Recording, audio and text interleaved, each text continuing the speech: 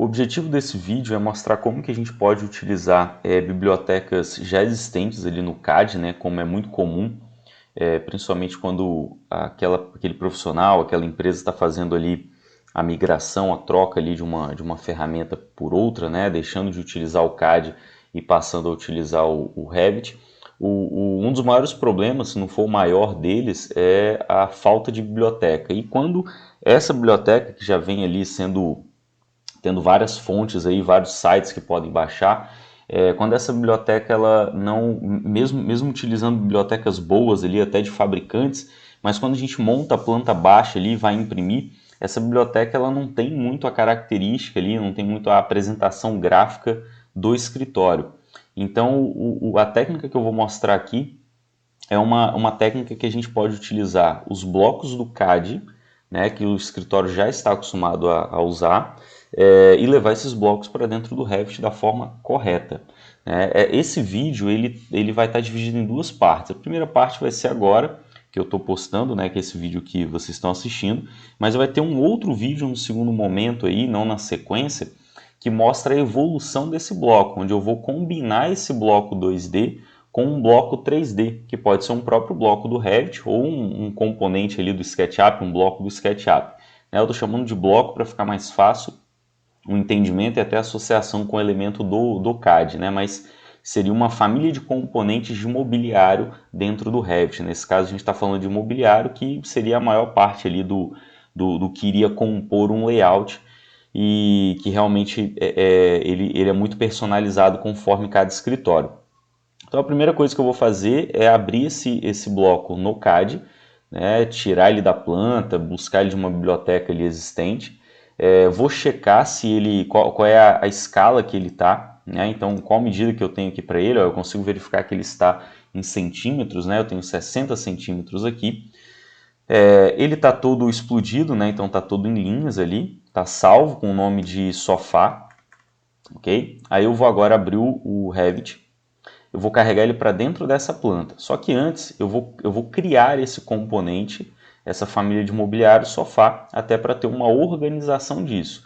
Por mais que pareça ser um pouco trabalhoso isso que eu vou fazer agora, mas lembrem-se, eu só faço isso uma vez.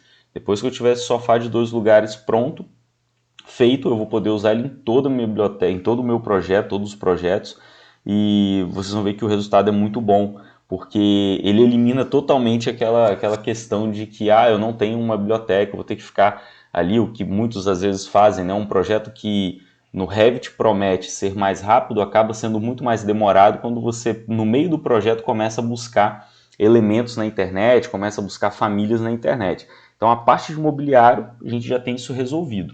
Eu vou vir aqui, vou clicar em Arquivo, Novo, Família, e vou buscar a família de mobiliário métrico. Quando você instala o Revit da forma correta, ele já vai baixar essa biblioteca toda aqui de famílias de template, e eu vou escolher o mobiliário métrico, vou clicar em Abrir. A primeira coisa que eu faço quando ele abre esse template aqui é digitar o N de unidade, né? Então eu troco a unidade, unidades de projeto, o N, e vou mudar o comprimento, que normalmente vem em milímetros, vou mudar para centímetros. Então eu escolho aqui centímetros, dou OK, OK, e agora eu vou importar o arquivo DWG. Vou vir aqui em Inserir, Importar CAD, e lá na biblioteca eu vou buscar a pasta aqui, vou pegar o sofá, vou mudar a unidade de importação para centímetros, ok? Vou clicar em Abrir, vou verificar para onde que ele foi, vou diminuir aqui, afastar um pouco, ele veio para cá, né? Isso normal, acontece. Eu vou tirar a marcação aqui da pinagem dele, né? O que está fixando ele, vou mover ele próximo ali à referência. Lembrando que esse cruzamento de linhas é o ponto de inserção do elemento no projeto. Então, selecionei o sofá, vim aqui no comando mover, pego aqui o midpoint dele, né, do sofá, e vou trazê-lo até aqui.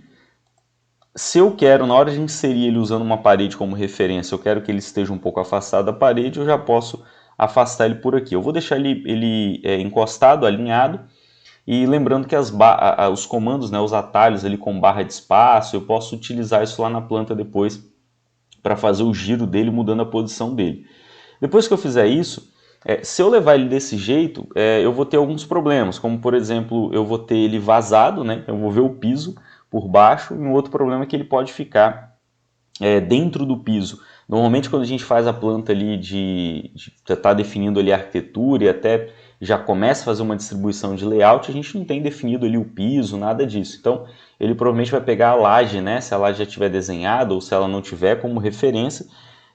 Então é muito importante que a gente tenha alguns cuidados aqui, que são os próximos passos que eu vou mostrar. Então a primeira coisa que eu faço depois disso é selecionar esse elemento, que está como um símbolo de importação DWG, e eu vou explodir. Então agora ele tem os elementos, as linhas estão segmentadas, né? Eu tenho os segmentos aqui separadamente.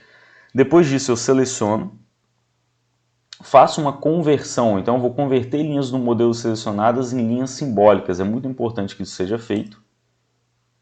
Depois dessa conversão, ele disse que o Revit converteu 35 linhas. Eu vou criar um grupo, tá? Por que eu vou criar o grupo? Porque eu preciso fazer com que esse conjunto de linhas ele se desloque do nível 5 centímetros. Por que 5? Um número aleatório, levando em consideração ali no caso de como eu faço os projetos, normalmente o meu piso acabado ali com a cerâmica nunca vai estar mais do que 5, então eu coloco 5. Se você quiser, você pode colocar mais, pode colocar 6, 7, enfim. Tá? Então eu coloco ali 5 centímetros. Com isso eu resolvi dele não ficar dentro do piso, né? Não correr o risco de ficar dentro do piso, independente da altura do piso que eu tenha, sendo menor do que 5. Porém, eu não resolvi ainda a questão dele ficar vazado, de só ter as linhas e eu visualizar o piso por baixo. Então agora eu vou usar uma segunda ferramenta que vai ser aqui no Criar, Extrusão. E aí eu vou utilizar o comando Selecionar Linhas, porque eu já tenho ali as linhas que definem ali o meu contorno. E eu vou agora fazer toda a seleção do contorno, selecionar todo o contorno.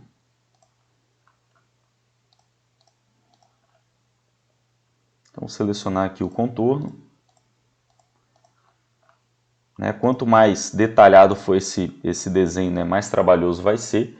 Então tem que tomar o cuidado ali, porque as linhas rosas, né, essa linha de croquis, o que ela tem como regra? A linha não pode cruzar e não pode ficar um espaçamento entre elas. Então vou fazendo ali com muito cuidado, se for necessário eu uso aqui o comando o trim, né, para aparar o canto ali, para dar um acabamento melhor. E na sequência eu vou colocar que eu quero que o início seja 0 e o final seja 5. Então, da referência que ele foi inserido, seja uma superfície de um piso ou um nível, ele vai ficar a 5 centímetros daquela referência, né? Ele vai ter 5 centímetros de espessura. 5 centímetros de espessura combinado ali com essa linha que vai determinar o desenho interno dele, que vai estar numa altura também deslocado do piso de 5. Dando sequência a isso, eu quero que lá na minha planta todo ele fique branco, né? Todo o mobiliário fique branco, mas eu também quero ter a possibilidade de alterar essa cor. Se eu quiser de repente um bege, se eu quiser alguma cor mais amarronzada, enfim, eu quero ter a possibilidade de fazer essa mudança. Então, como que eu faço aqui? Eu clico aqui nesse item de material, e aí eu vou criar um material a partir do material padrão. Eu vou ter uma aula, vão ter várias aulas depois que eu vou explicar sobre criar material, sobre aplicar material de uma forma mais completa. Então aqui de uma forma bem simples, botão direito em cima, duplicar. Quem me conhece aí, já foi meu aluno, sabe que eu gosto muito de usar o ponto antes, porque eu sei que foi um material que eu criei e normalmente eles ficam organizados no início da minha lista. Quando eu for para o projeto eu vou ter uma lista gigante de materiais, então eu quero que esses materiais fiquem lá em cima para saber que foram os materiais que eu alterei, né? Então eu vou colocar aqui, ponto, eu vou colocar assim, cor, mobiliário. É importante que esse nome, ele pode até ser copiado para que a gente use ele depois, né? Se eu estiver montando aqui uma biblioteca, então eu vou selecionar o nome aqui. Por que copiar, Fábio? É tão simples aí o nome, mas eu não posso esquecer de nada. Uma letra maiúscula, o underline, o acento, isso tudo tem que estar exatamente igual. Então eu vou botar aqui ponto cor mobiliário, vou deixar ele aqui no bloco de notas, depois eu vou criar um segundo mobiliário para mostrar para vocês. Na sequência eu vou vir aqui e vou trocar a cor. Então a única ação que eu vou fazer aqui depois de duplicar é colocar a cor branca. Como eu falei, eu quero manter ele na cor branca. Dou OK. o OK de novo. E agora eu vou transformar isso em um padrão. Então aqui na frente, ó, no cantinho direito, ó, ele tem uma opção em que ele permite que eu crie um parâmetro para essa família. Eu vou clicar aqui em novo parâmetro. Ele já entende que esse parâmetro é um parâmetro de tipo e é um parâmetro de material. Então eu vou colocar aqui, ó, material. Eu vou escrever porque vai ser o campo que vai aparecer nas propriedades de tipo desse mobiliário. Dou OK, o OK novamente, e agora eu vou clicar aqui no verde para finalizar. Com isso ele finalizou, eu vou clicar em salvar, é muito importante isso, tá? E vou colocar aqui, ó, sofá, 2 lugares. Sofá 2 lugares, ele vai salvar na extensão de famílias do Revit, que é o .rfa. Clico em salvar. E tem mais uma ação que eu vou fazer aqui, que é muito importante, que é o seguinte. Eu vou colocar ele no 3D, e é desse jeito que ele vai ficar em 3D, mas nós não vamos usar esse mobiliário no 3D, né? No 3D você vai utilizar ali, quando você, imagina assim, vocês estão fazendo um projeto com o primeiro objetivo de entregar o que você já faz no CAD, só que em Revit de forma mais fácil e claro que com uma agilidade não só projetual, mas também com uma qualidade de entrega ali, né? Que você vai ter uma qualidade gráfica melhor. Porém, avançando depois, você vai querer, claro, ter esses projetos com um mobiliário em 3D interno e tudo mais. Que eu falei que vai ser um próximo vídeo que eu vou fazer, que eu associo, né? Eu vou trazer um bloco do SketchUp para cá, para associar com esse mobiliário. Mas aqui é importante que quando eu coloque em 3D o meu projeto, mesmo que eu não quero que apareça mobiliário, mas eu quero ter um entendimento e uma visualização dele em 3D, é importante que não apareça esse tablado aqui, nessa essa chapa cortada que vai ficar muito estranho. Então eu adoto a seguinte regra, ó. Eu seleciono ele, venho aqui em configurações de visibilidade e falo que eu não quero que ele apareça no nível alto. Então eu adoto que para a minha planta de layout ou para o meu projeto executivo ali, a vista do projeto executivo ou a planta de layout, eu vou sempre visualizar ou a nível baixo ou a nível médio. No meu 3D eu vou sempre visualizar a nível alto. Eu estou dizendo que eu não quero que este elemento apareça na visualização quando eu estiver no 3D em nível alto. Dou OK, volto para a minha planta de piso e vou salvar ele mais uma vez, né? Só agora clicar no Save ali, a gente já colocou um nome para ele e tudo mais, e peço para carregar no projeto. Quando eu carrego para o projeto, ele já vem aqui, ó, já para ser inserido. Eu vou clicar, vou abrir aqui o meu paginação de piso, não, planta de layout, olha ele lá inserido, olha que maravilha. Barra de espaço ele gira, consigo clicar no mover e arrastar ele para onde eu quiser. Ó. Então você consegue montar todo o seu layout com o mobiliário em 2D. Isso já é suficiente para o que você precisa ali no primeiro momento. Quando você estiver fazendo as vistas internas, estiver fazendo toda a planta ali de uma forma, até renderizações internas e tal, aí sim pode fazer a substituição. Porém, mesmo quando eu estiver fazendo isso em 3D, eu quero garantir que em 2D ele tem essa característica. Não sei se já aconteceu com vocês, mas às vezes a gente pega uma geladeira bem maneira, por exemplo, né? Vou dar o exemplo da geladeira. A geladeira é irada em 3D. Quando eu coloco em 2D é um retângulo. E aí ela não tá boa ou está muito poluída, tem muita informação, está carregando o meu projeto. Então é legal mesclar essas duas condições. Né? E para começar, a gente monta toda essa biblioteca em 2D e depois a gente vai evoluindo essa biblioteca para ter um elemento 3D, ter um sofá em 3D associado a ele para representar no 3D quando eu for fazer ambientes internos.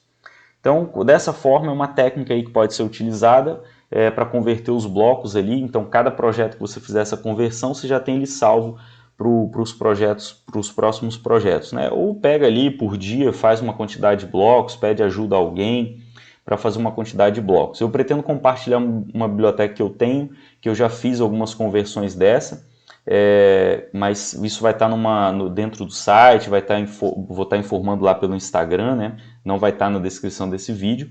Na descrição desse vídeo eu vou colocar somente esse bloco do CAD, né? E o da cama também, para quem quiser testar e fazer o exercício, né? Não é necessário, importante, não é necessário que você tenha o AutoCAD, porque eu já estou disponibilizando os blocos já da forma correta, já estão em centímetros e tal, então não é necessário, ok? Qualquer dúvida aí podem colocar na descrição ou enviar lá no meu Instagram, fabio.guiço, ou no Instagram da Multinúcleo.